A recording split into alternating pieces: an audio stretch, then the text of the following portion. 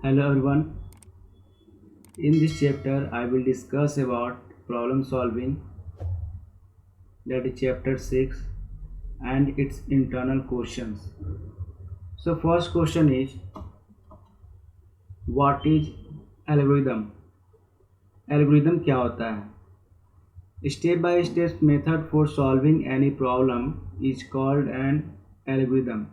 जब भी हम लोग किसी प्रॉब्लम को स्टेप बाय स्टेप सॉल्व करते हैं, उस प्रोसेस को हम लोग कंप्यूटर लैंग्वेज में एल्गोरिदम कहते हैं.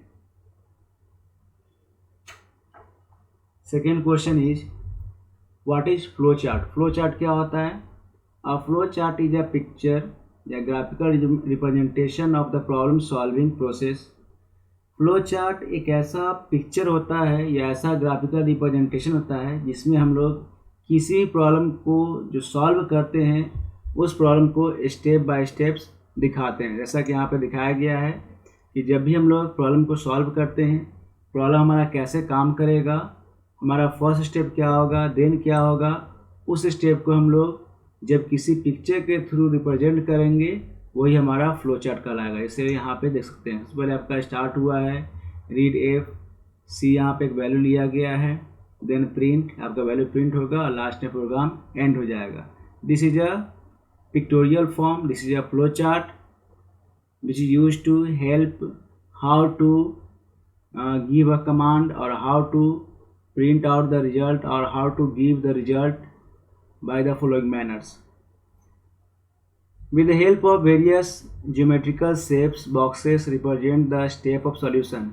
इस बॉक्स के माध्यम से आपको ये पता चलेगा कि पहले कौन सा स्टेप फॉलो हुआ है, उसके बाद आपका कौन सा स्टेप्स है, प्रोसेस कब हो रहा है और उसका रिजल्ट कब निकल रहा है. यानी ये सारे प्रोसेस को आपको पिक्चर के माध्यम से शो किया जाएगा. The box are connected by directional arrow to show the flow of solution. और जितना भी आपका बॉक्स दिया रहेगा, हर बॉक्स में आपको एरो का फ्लो दिया रहेगा. यानी इस एरो से ये पता चलता है कि आपका जो प्रॉब्लम है उसका सीक्वेंस क्या है, मतलब आपका किसके बाद कौन सा सॉल्यूशन आपका आएगा, उस सॉल्यूशन को एरो के माध्यम से शो किया जाता है. नेक्स्ट क्वेश्चन है flow chart symbol. Some of the flow chart symbol are given. कुछ फ्लो चार्ट सिंबल दिया हुआ है. हर सिंबल का अलग अलग पर्पस होता है. जैसे जैसे हम लोग प्रॉब्लम क्रिएट करते हैं, अलग अलग प्रॉब्लम को बनाते हैं, उस प्रॉब्लम का हम लोग अलग अलग शेप्स के अकॉर्डिंग, पिक्चर के अकॉर्डिंग रिप्रेजेंट करते हैं. जैसे सबसे पहले आपका हो गया इलिप्स. इलिप्स एक ऐसा शेप होता है जो आपको प्रोग्राम को स्टार्ट या एंड के लिए शो किया जाता है. पैरेललोग्राम क्या होता है? एक ऐसा शेप हो गया जिसमें हम लोग किसी डेटा को इनपुट और आउटपुट के लिए रिप्रेजेंट करते हैं. रेक्टेंगल शेप जो होगा वो आपको डेटा को प्रोसेसिंग के लिए यूज होता है. यानी आपका डेटा जो है ऐड होगा, सब्ट्रैक्ट होगा, डिवाइड होगा, मल्टीप्लाई होगा, जो आप प्रोसेस में डालेंगे वो आपका रेक्टेंगुलर बॉक्स के अकॉर्डिंग प्रोसेसिंग शो करेगा. उसके बाद आपका डायमंड शेप हो गया, यस या नो.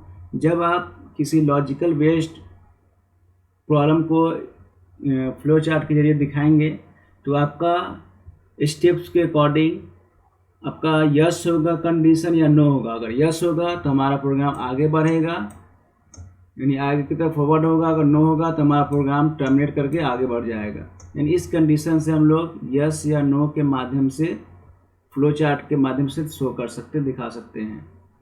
एरो क्या हो गया? एरो जो है आपके फ्लो चार्ट को कनेक्ट करने के लिए या सीक्वेंस को शो करने के लिए यूज करता है. कनेक्टर एक ऐसा शेप होता है जो different types of flow chart को जोड़ने का काम आता है. यानी जितने फ्लो चार्ट आप यूज करते हैं डिफरेंट, ये आपका हर फ्लो चार्ट को जोड़ने का काम करेगा. नेक्स्ट हमारा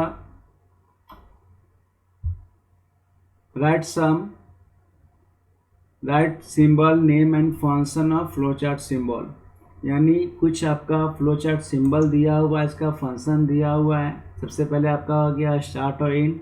ये आपके लिए इलिप्स शेप हो गया जो प्रोग्राम को स्टार्ट या एंड के लिए होता है. एरो जो आपको दो शेप को कनेक्ट करने का काम आएगा। इनपुट आउटपुट, जो आपको इनपुट या आउटपुट रिप्रेजेंट या रिजल्ट के लिए शो किया जाता है। प्रोसेस, जब भी आप किसी भी डेटा को इनिशिएट करेंगे, डालेंगे, तो उसमें प्रोसेसिंग के लिए आपका रेक्टेंगुलर बॉक्स आएगा। उसके बाद आपका है डायमंड, यानी डिसीजन के लिए होता है। यानी डिफरेंट टाइप्स ऑफ सिंबल हम लोग फ्लो चार्ट में यूज करते हैं डिफरेंट टाइप्स ऑफ प्रॉब्लम्स के लिए। नेक्स्ट हमारा पेज हो जाएगा, यानी नेक्स्ट क्वेश्चन हो जाएगा, what is programming language. Programming language क्या होता है?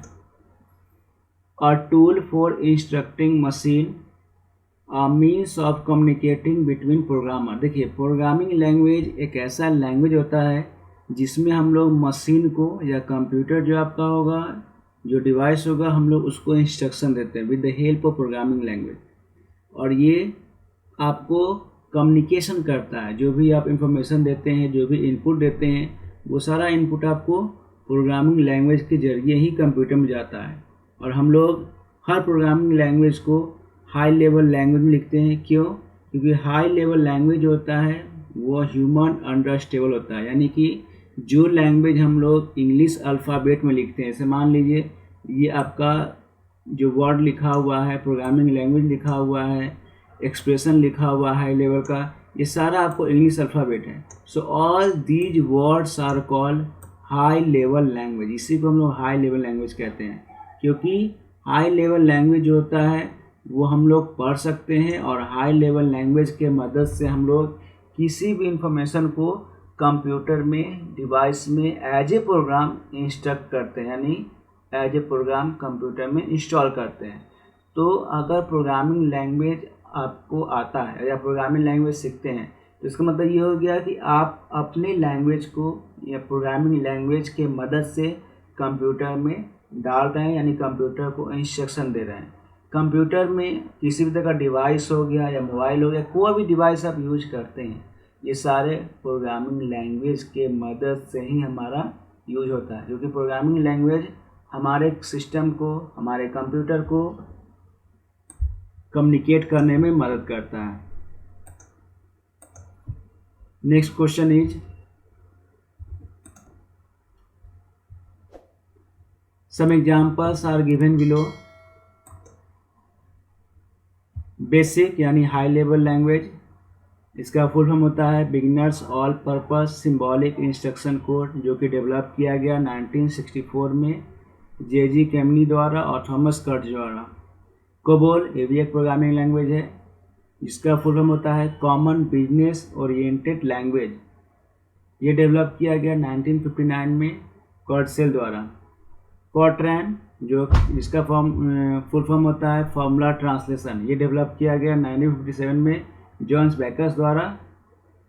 Pascal, programming language named for Blaise Pascal, जो कि डेवलप किया गया 1970 में निकोलस वर्थ द्वारा। सी 1972 में डेवलप किया गया। C++ 1983 में, जावा 1995 में। नेक्स्ट हमारा क्वेश्चन है,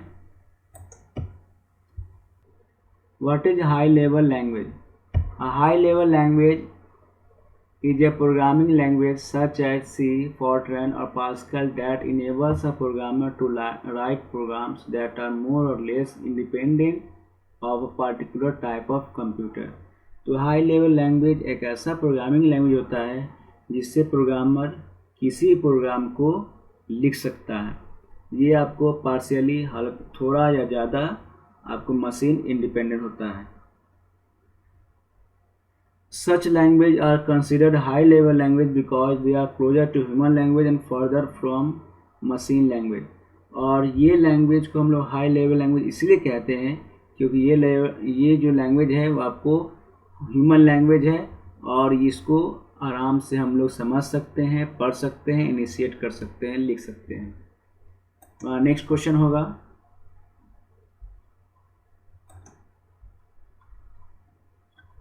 what is low level language? A low level language is a type of programming language that contains basic instruction recognized by a computer।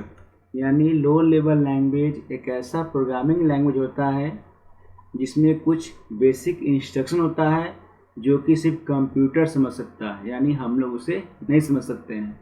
Low level language होता है वो मशीन डिपेंडेंट होता है, यानी मशीन के according ही वो काम करेगा। हम लोग अगर सही प्रोग्राम को नहीं डालेंगे तो मशीन उसे रन नहीं कर पाएगा। नेक्स्ट क्वेश्चन हमारा है, what is assembler? Assembler converts an assembly language program into machine code which is directly understood by computer। यानी assembler एक ऐसा assembly language प्रोग्राम है जो आपको मशीन कोड में लिखा होता है और ये आपको डायरेक्टली कंप्यूटर जो है समझ जाता है कि आपका इंस्ट्रक्शन क्या है। जैसे मैनुअली कोड जो हम लोग यूज करते हैं, शॉर्ट फॉर्म जो यूज करते हैं, ADD add for addition, ACB subtract for subtraction, तो वो हमारा कोड जो होता है असेंबलर द्वारा कन्वर्ट किया जाता है और मशीन कोड में कन्वर्ट हो जाएगा। और कन्वर्ट होने के बाद मशीन जो है वो समझ जाएगा कि आपने क्या इंस्ट्रक्शन दिया है। नेक्स्ट क्वेश्चन है, व्हाट इज इंटरप्रेटर? इंटरप्रेटर क्या होता है? The interpreter fetches single instruction or a single step of program written in high level language, translate it into machine code and execute it immediately।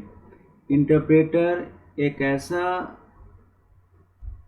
कह सकते हैं, यानी एक ऐसा मीडिएटर होता है जो आपके प्रोग्राम को मशीन कोड में कन्वर्ट करता है। यानी कि अगर आप किसी इंस्ट्रक्शन को देते हैं, कोई प्रोग्राम को टाइप करते हैं, तो इंटरप्रेटर उस प्रोग्राम को मशीन लैंग्वेज में कन्वर्ट करेगा और कन्वर्ट करने के बाद वो मशीन को इंस्ट्रक्शन देगा कि आखिर आपने क्या टाइप किया है। जैसे मान लीजिए ये आपका प्रोग्राम दिया हुआ है, print hello let a = 5, let b = 7, print a + b। तो ये क्या होगा, आपको इंटरप्रेटर द्वारा ये ट्रांसलेट होगा और ट्रांसलेट होने के बाद आपको मशीन कोड में कन्वर्ट हो जाएगा।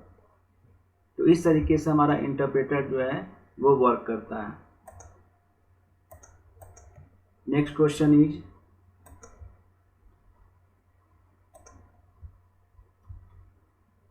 What is compiler? Language processor that translate the complete program as a whole in one go into machine code is called compiler। Compiler एक ऐसा मीडिएटर होता है जो आपके प्रोग्राम को मशीन कोड में कन्वर्ट करता है। देखिए इंटरप्रेटर क्या करता है, आपको लाइन बाय लाइन प्रोग्राम को चेक करेगा, देन आपका मशीन कोड में कन्वर्ट करेगा। बट कंपाइलर क्या होता है, आपने जितने भी प्रोग्राम को लिखा है सारे प्रोग्राम को चेक करके एक बार में कंपाइल करके मशीन कोड में कन्वर्ट करेगा। अगर कुछ एरर होता है, कुछ एरर आएगा तो आपका प्रोग्राम जो है रन नहीं करेगा, यानी कुछ ना कुछ एरर वहाँ शो करेगा। तो कंपाइलर क्या करता है, आपके कंप्लीट प्रोग्राम को मशीन कोड में कन्वर्ट करेगा। आप देख सकते हैं सोर्स कोड रहता है, कंपाइलर हो गया, मशीन कोड में कन्वर्ट होगा, मशीन कोड में कन्वर्ट होने के बाद आपका आउटपुट आएगा। नेक्स्ट आपका क्वेश्चन हो जाएगा,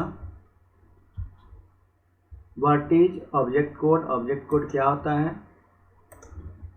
the program written in high level language is called source code and the program translated into machine code is called object code. जब भी हम लोग प्रोग्राम को लिखते हैं, वो प्रोग्राम लिखा हुआ प्रोग्राम आपका हाई लेवल लैंग्वेज में जो लिखा होता है उसे हम लोग सोर्स कोड कहते हैं, और वही प्रोग्राम जब आपका मशीन कोड में कन्वर्ट हो जाएगा तब वो ऑब्जेक्ट कोड कहलाएगा। नेक्स्ट क्वेश्चन है, differentiate between compiler and interpreter. Compiler और इंटरप्रेटर में क्या डिफरेंस है? देखिए दोनों क्या है, ट्रांसलेटर ही है, दोनों आपको ट्रांसलेट करने का काम करता है। दोनों जो है आपको हाई लेवल लैंग्वेज को मशीन लेवल लैंग्वेज में कन्वर्ट करेगा, लेकिन दोनों का पर्पस अलग अलग है, दोनों का काम करने का तरीका अलग अलग है। A compiler take entire program as input. Compiler क्या करता है, पूरे प्रोग्राम को एज ए इनपुट ले लेगा, लेकिन इंटरप्रेटर सिंगल इंस्ट्रक्शन को एज इनपुट लेता है, यानी लाइन बाय लाइन ही करेगा। ये आपको इंटरमीडिएट कोड जनरेट करता है, लेकिन इंटरप्रेटर जो है आपको इंटरमीडिएट कोड जनरेट नहीं करता है। All error are display after entire programming check. इसमें क्या करता है कि पूरा प्रोग्राम को एक साथ चेक करेगा, इसलिए पूरे प्रोग्राम को चेक करने के बाद जो एरर होगा वो शो करेगा। बट इसमें क्या है कि आपका एरर जो है हर एक बार वो चेक करेगा, शो करेगा, चेक करेगा, शो करेगा। आपका इसमें हो जाएगा कंपाइलर एग्जाम्पल में, और इसमें हो जाएगा आपका क्यूबेसिक।